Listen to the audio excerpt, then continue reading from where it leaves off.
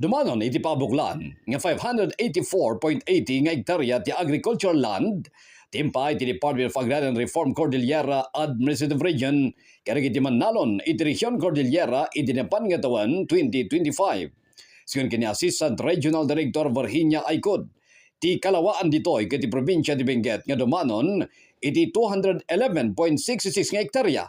Sarunwan ti Kalinga nga 141.47 nga hektarya, Abra nga 124.40 nga hektarya, Mountain Province nga 58.68 hektarya, kini Fugao nga 48.59 nga hektarya.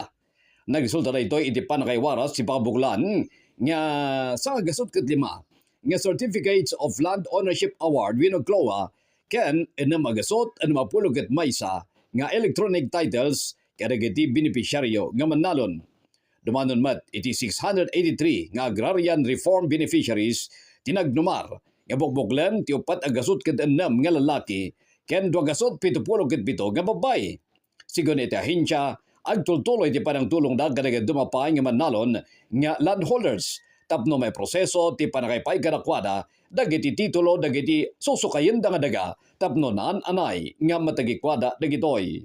Impanamnam mapay ti ahinsya nga agtultuloy ti panaypay da iti suporta ken serbisyo kadagiti beneficiaryo kasi iti livelihood ken skills training, farm inputs kasi iti abono, panakaypasdag ti farm to market roads ken dadumapay. Ita atawan 2026, impanamnaman ti Department of Agrarian Reform nga agtultuloy ti pananggunod ken panangiwaras na iti lote kadagiti kwalipikado nga beneficiaryo nga manalon tapno masabet da ti punteryada. Karaman ti subdivision kadagiti collective Certificate of Land Ownership Award winoglowa tapno mapagbalin dagitoy kas individual titles iti sidong ti support to parcelization of lands for individual titling. Itiket programa ti gobyerno.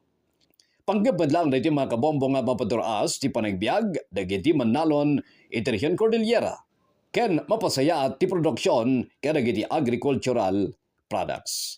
Para iti agriculture segment, Good Morning Philippines, ipagawi ni Bombo Alfred Pudsok, and this is Bombo Radio Philippines, the #1 and most trusted source of news and information. Basta Radio Bombo!